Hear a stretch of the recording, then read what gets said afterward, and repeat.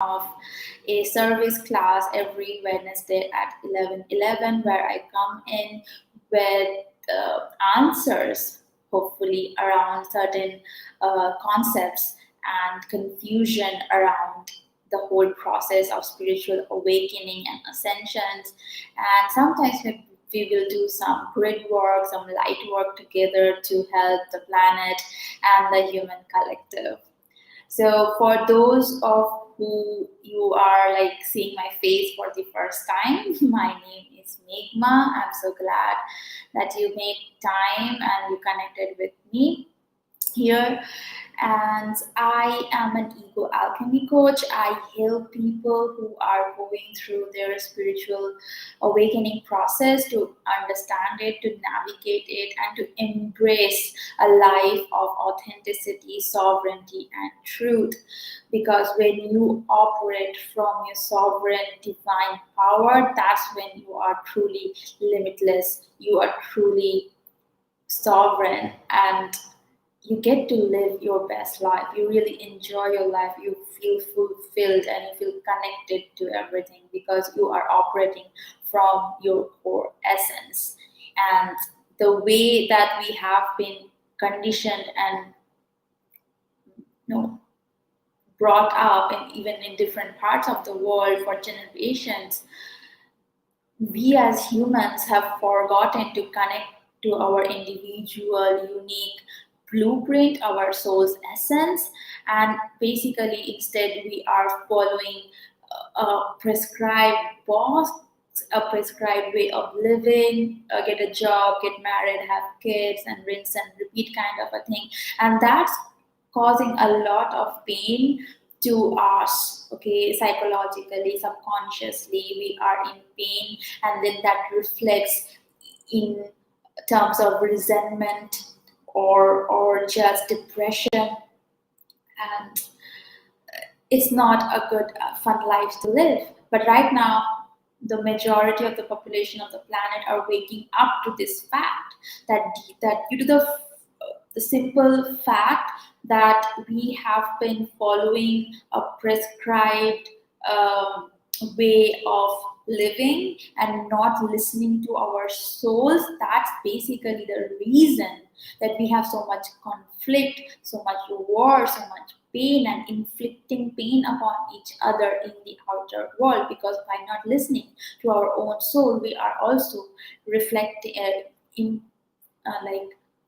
inflicting a lot of pain on ourselves. And all this happens at a subconscious level because we are not aware of this entire process. We are just doing what we have been told, and what we have been told is the right way to lead and experience a human life. And but we are waking up to that, and we are now taking steps to connect back to our souls. So my whole creation around Ego Alchemist, the Ego Alchemy tribe, and there are a lot of little programs and stuff that I am right now working on, is to provide support, the environment, and the guidance to people who are also waking up to this, to help them through that transition from being a sheep to a shepherd, if you may. So let me know what you think about that, and what is your current experience, if you are facing any particular challenges as you go through your awakening journey, and I'll see how I can help you. Maybe I'll cover it around in the next class as well. So coming back to today's topic is ego death. Okay, and I don't know, today is the first class, but I was inspired and guided to start with this very heavy topic, maybe just to clear the air around this word, the taboo, the fear around this beautiful process, actually, before we move on and go deeper to this rabbit hole of spiritual awakening together. Okay, so ego death is a process that we go through during a dark night of the soul, and when we complete the process of the ego death, that's when we come out on the other end of a dark night of the soul. So something triggers a spiritual awakening, maybe around a limiting belief that you had, maybe around how you were unconsciously like holding yourself back or not being authentic to yourself. Excuse me.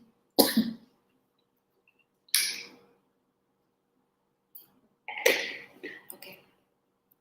Yeah. So a spiritual awakening is triggered, and then you enter a dark night of the soul where you are just contemplating and processing that new understanding of yourself and your reality. And it can be a very push and pull and conflicting and recalibrating, very uncomfortable process.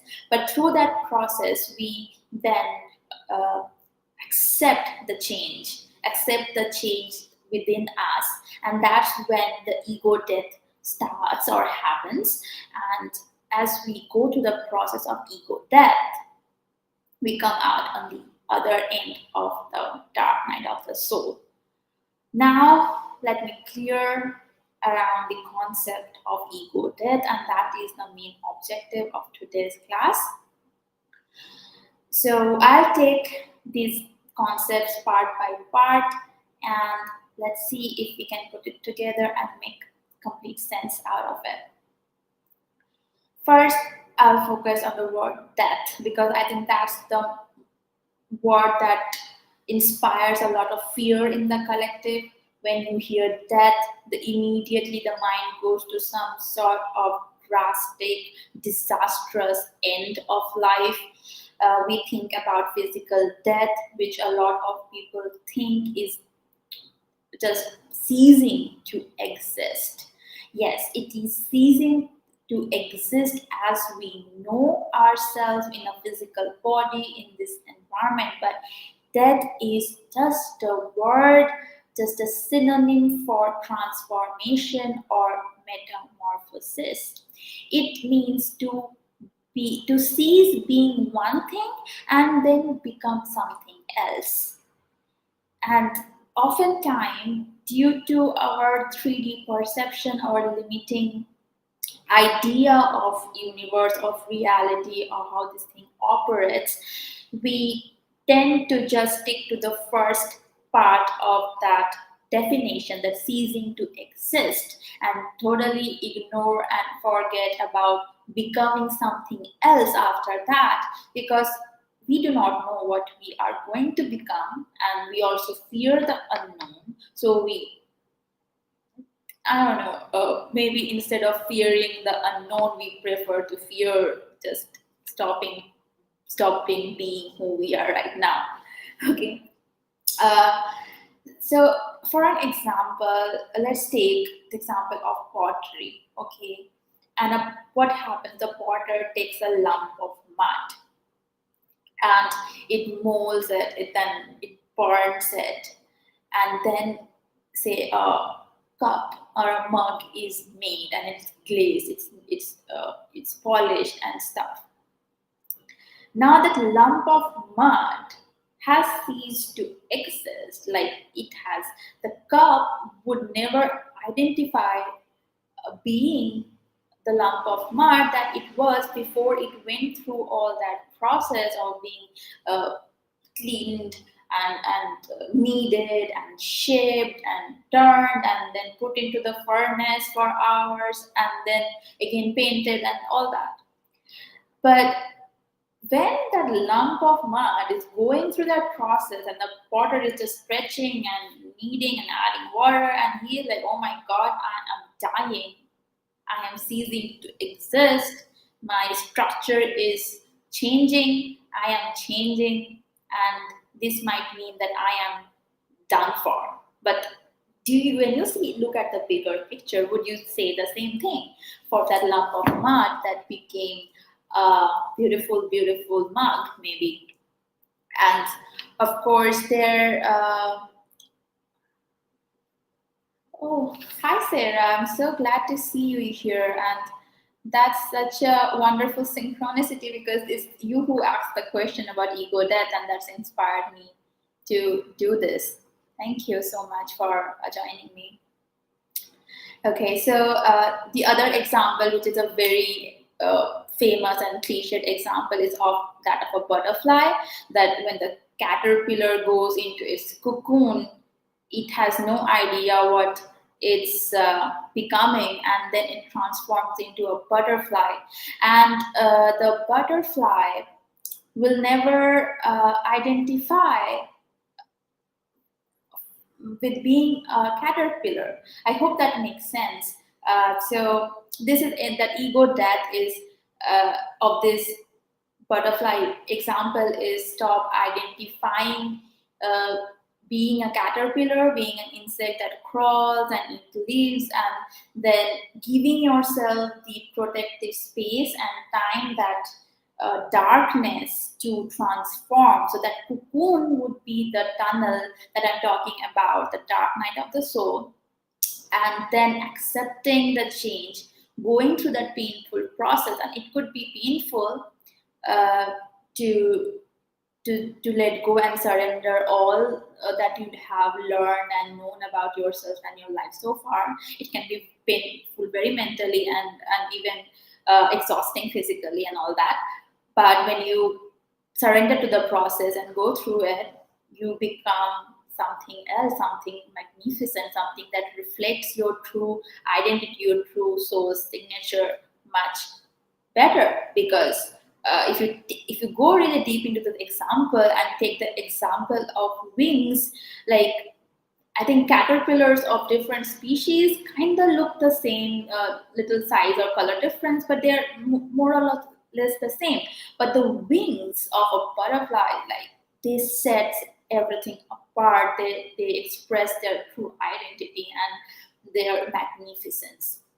Okay, so I hope that kind of helps you to uh, mitigate and reduce the fears around death. Now let's come to the ego part, and let's try to understand it as well. Now, ego, especially in the spiritual community, has a very bad reputation and probably a lot of misunderstanding around it also.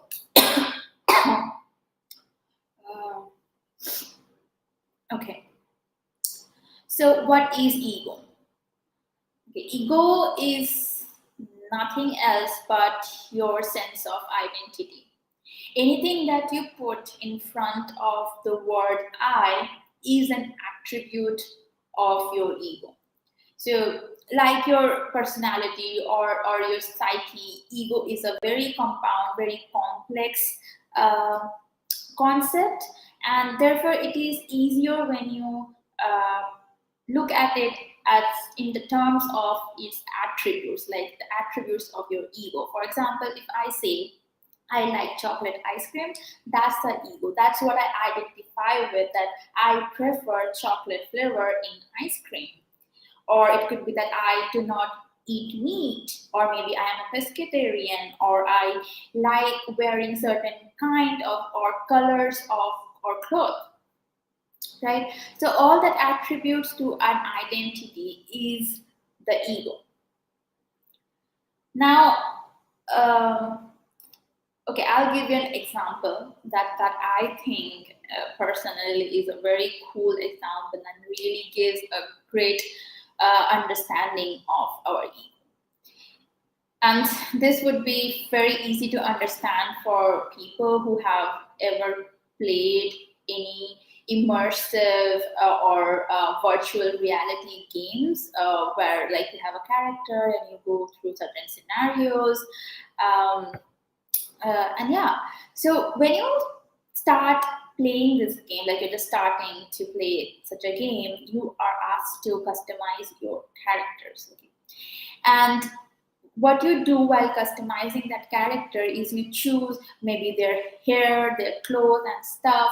And sometimes what people do is choose their avatar in a way that reflects their deep hidden desires. Maybe your avatar have a mohawk because you think it's really cool to have a colored mohawk, but in real life, you are not permitted to have a mohawk. Maybe you are more of a pigtail person in real time. So anyway, so that's also the whole inspiration between our metaverse and everything. But apart from just the appearance, in these games you also get to select, say, certain tools in your inventory. From the, say, you get to choose 4 tools in your inventory, and yeah, and this could be like spells or weapons or certain uh, and it could be anything depending upon the whole context of the game. Okay. um, so I'm giving this example right now. Keep that in mind and it will make sense as we go a little later and into this. Okay, so like I said, that any statement that begins with I is an attribute of your ego, and it could be I like chocolate, ice cream. But due to our social conditioning and upbringing and all the heavy densities that we have been dealing with for generations, many of these attributes sound like I am good, not good enough. I um, I can't experience meaningful relationships, or I am bad at business. It could be n number of things depending upon your personal trauma and blocks and limitings. But that's what has happened. That these beliefs and attributes that we have picked up, depending on our conditioning or experience, has really formed our entire ego. Now, through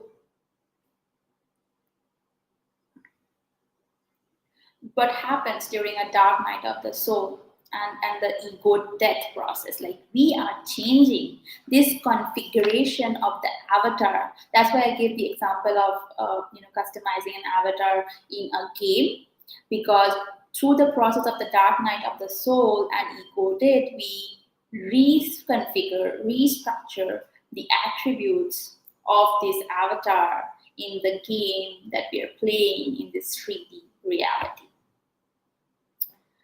So, and to understand this better, let's take an example of the belief that I am not capable of having or experiencing meaningful relationships with other people.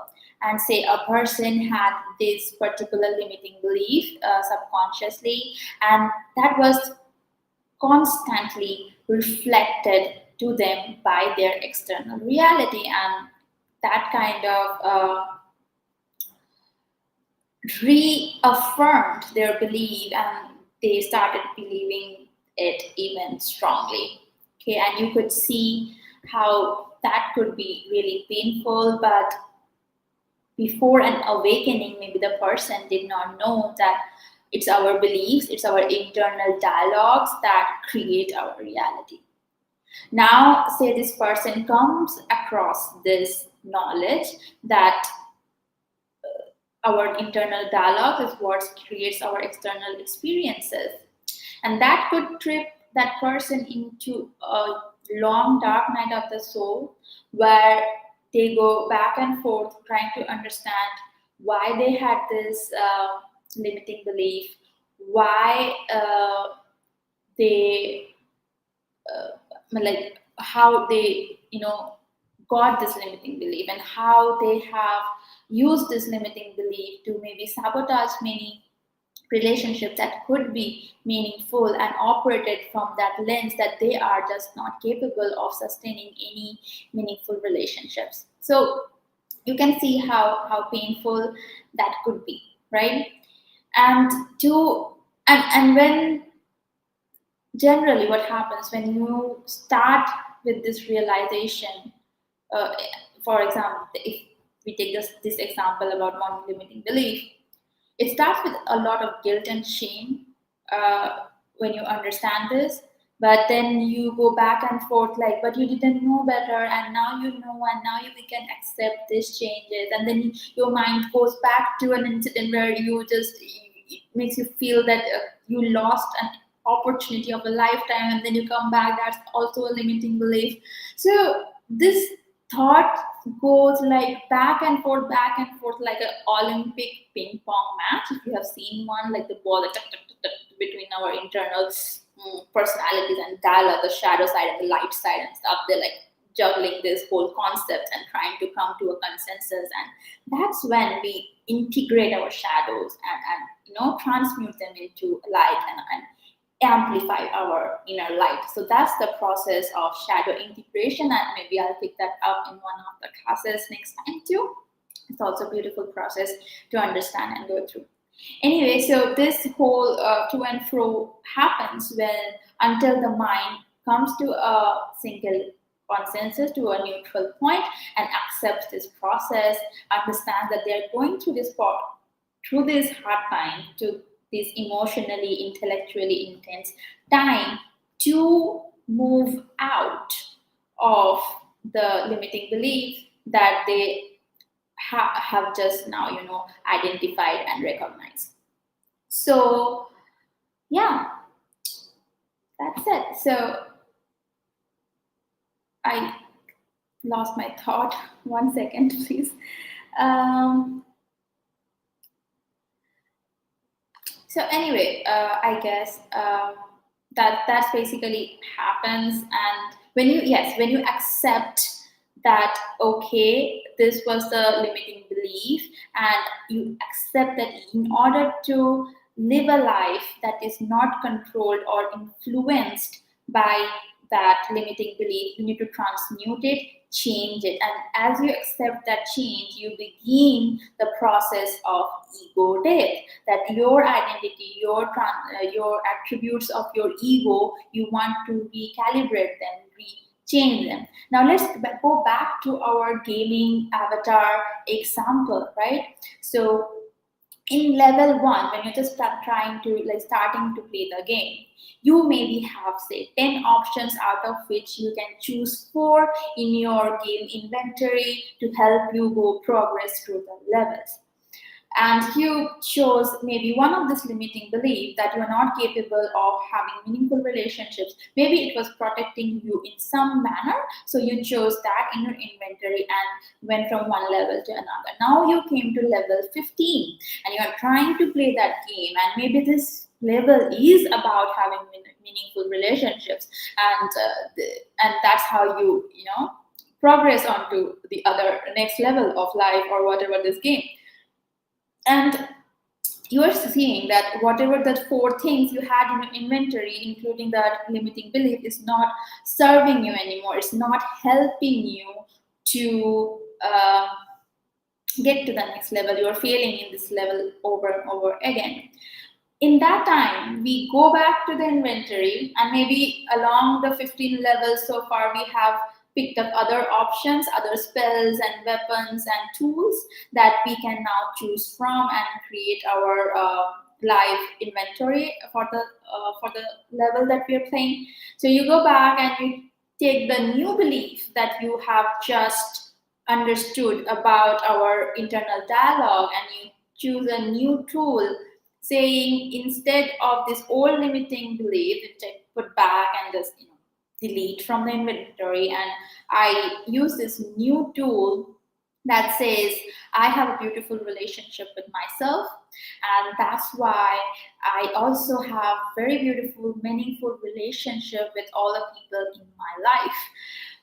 And you take that new tool in your inventory and you go back to playing the level 15 of that game, and you go through it. You learn certain things and you go through it. So this I hope this example helps you to understand the process of ego death. And if the word death triggers you, just replace it immediately in your mind with the word metamorphosis. You can choose another word like change and transformation, but I would prefer the word metamorphosis because it kind of sounds like a spell and has a mystical vibe to it. So there's changing the whole concept around death altogether. So that's a little quirky suggestion to get over your resistance towards going through the process of ego death. Cool. I believe that's everything that I wanted to cover around the topic of ego death. And if you have any questions or if there was any part of this lecture that you didn't quite understand or I wasn't able to get through to you, please drop it in the chats and I'll answer them because we do have some time left for this. So I would be happy to do that. And of course, if you're watching this on a replay, leave your questions, comments, suggestions, feedback, whatever. It really would help me to improve these sessions every week and come back with answers or discussions on topics that actually help you in your journey of spiritual ascension. Cool. So yeah, thank you for joining me today. Since there are no questions today, I'm going to close the session. I'll see you again next Wednesday, same time. It's 11:11 IST. So please check it. What's that in your time zone? And obviously, the replay would be available on the page. So I love you. Happy ascension. Take care. Have a great week and be well. See you. Bye bye.